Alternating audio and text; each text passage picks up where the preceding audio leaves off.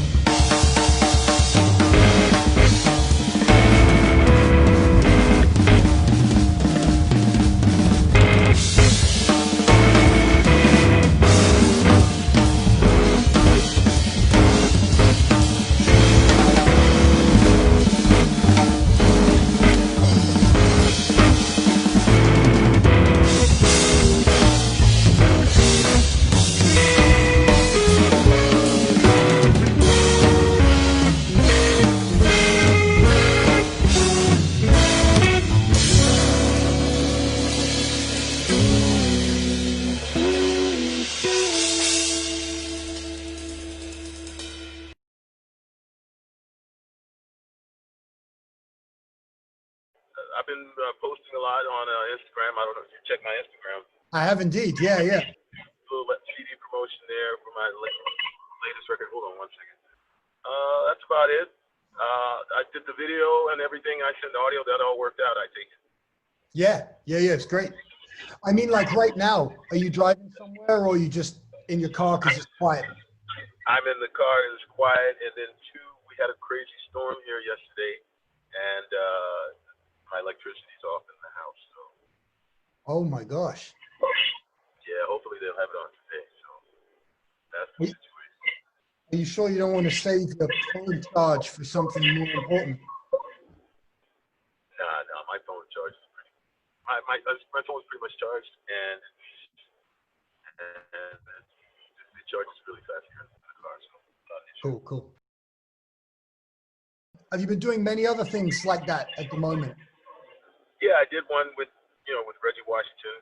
He wanted me to play over this song "Misdemeanor" by Foster Sylvers, which I posted that on Instagram as well, and I think he may have used it for a project.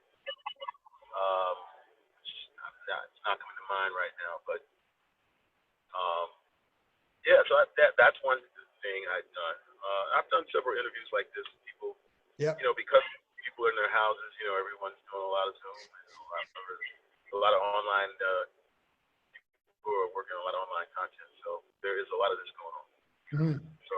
So between the recording, and I actually been doing some writing as well. Oh, great. Trying to stay active before the school year starts. I do some teaching over the school year and that. So cool. Yeah, I mean, it's been crazy trying to figure out what's going to be next. Yeah, it's unbelievable. Yeah. So are you writing for the project Nucleus?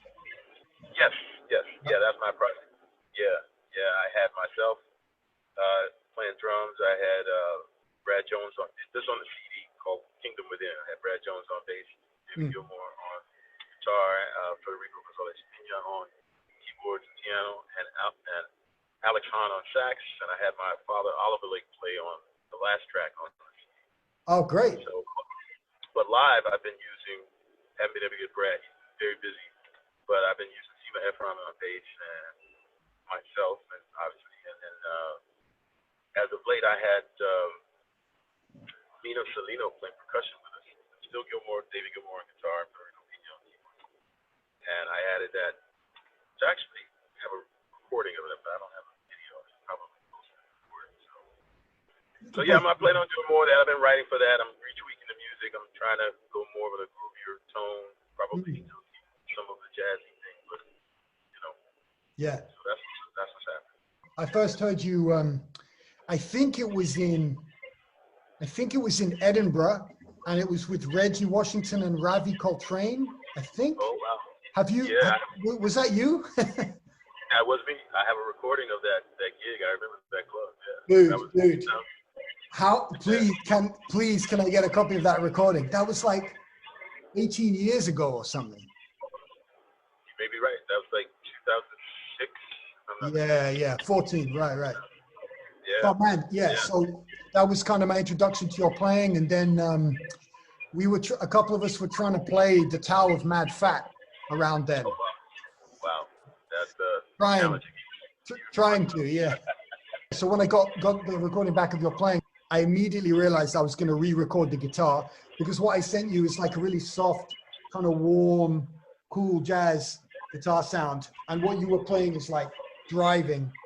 So I basically re-recorded it all yesterday with a more like gnarly rock tone. Right. Oh, nice. It's better. It's much better, I think, with the energy. But, right. I'd love to hear it when you get a chance. I'd like to hear it. Yeah, totally, man. I'll just like get it mixed and mastered and stuff, and then I'll do the video and all that. But yeah, man. So sounds like you're keeping quite busy, man. Is that how you're staying sane in lockdown? That is the way that I'm staying sane. Stay busy, man. Stay busy, because, like I say, we don't know where this is gonna go, where this is gonna end, what's gonna be the new paradigm. I think we're in the midst of shaping it right now. And in America, you're in England, right? You're in London, right? Yeah, London. Are things starting to ease up a bit, or are they getting slightly better? Can you go to pubs and all this kind of thing? It's starting to open up a little bit, but in a couple of places in the UK, there've been like local lockdowns again. So it's like, have we opened up too early and messed it up, and now we're going backwards again? I don't know. We'll see. But is it fully locked down over there in New York, or? No, New York and New Jersey, the two states here on the East Coast. I'm in New Jersey. Okay. We were the first to go through it back in March, and so the response was pretty intense. And so I think right now we're experiencing some of the benefits of having, if I can say that, Yeah. a lot of people lost their lives in both states. Well, we know what you mean, though. Yeah, yeah. So things are easing up a bit. The restaurants, you can eat in restaurants outside, here in Jersey, excuse me, and in New York. But things are far from normal. Yeah. Far from normal.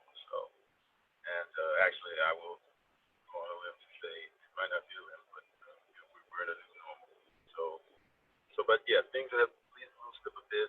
Where I am, swimming pools are open, that kind of thing. People are kind of trying to get on with their lives a bit. Yeah. But other than that, it's like I said, it's a brave new world. Yeah. Man, what are you watching on Netflix? You got any Netflix recommendations? What's Gene Lake's Netflix shows? I got turned on to the show called Dark. Are you hip to that? Oh, I love that, man. Just finished season 3. Oh, okay, yeah. I got hip to that. I did a tour last fall with, speaking of Brave New World, with Adam Holtzman and his wife Jane Getter. She's a guitar player. Yeah. And which I actually posted on my YouTube. I posted it on my YouTube site. And so they hit me to that. So I dug that, checked that out, and then my kids told me, well, you got to see Stranger Things. So I checked that out. Being a teenager in the '80s, that whole show was pulling from the '80s. Music, it just feels like the '80s. Yeah. So but there are a lot of the themes are the same in both the shows. Dark, it deals with time and kids being lost, this kind of thing. So so I've been checking that out. Someone actually told me to check out Money Heist, which I haven't yet. Yeah. Which is on Netflix, and then I also I checked out with all this time. We got all this time, right? It's true. So I checked out this. I'm originally from St. Louis, Missouri, the Midwest, right, of this country. So I checked out this show called The Ozarks. Oh, is that what it's like out in St. Louis? Not to say, well, the Ozarks are, it's like a vacation, little area with lakes and so forth. Yeah. Right in the state of Missouri. Okay. Or Missouri, depending on how you. I see. Where you're from, people say it differently. Yeah. But so I checked that out. That was it. I don't want to bore you with that list. I'm always scouring, Netflix. What's good? Yeah. You got anything?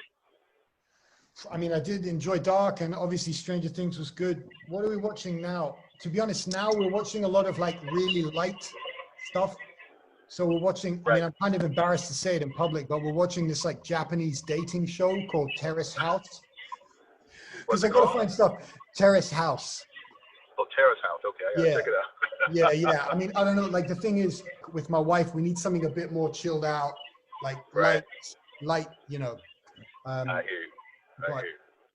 Cool, man. Well, Gene, thanks so much for checking in. Listen, if I get around to it, I might try to send you another track if that's cool, man. With like bass and guitar. Yeah. You got time? Go ahead. Cool. Yeah.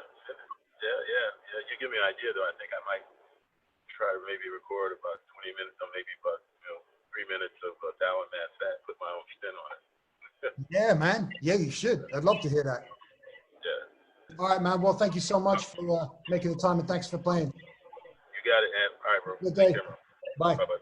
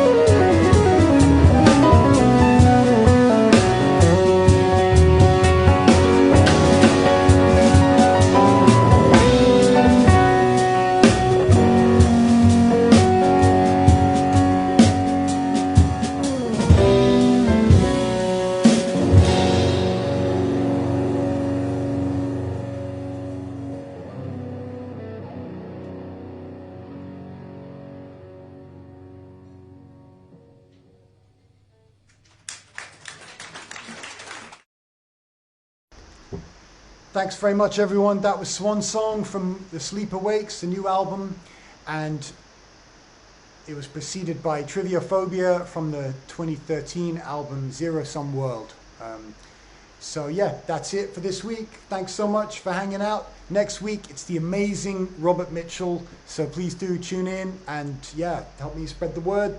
Thanks very much. Over and out.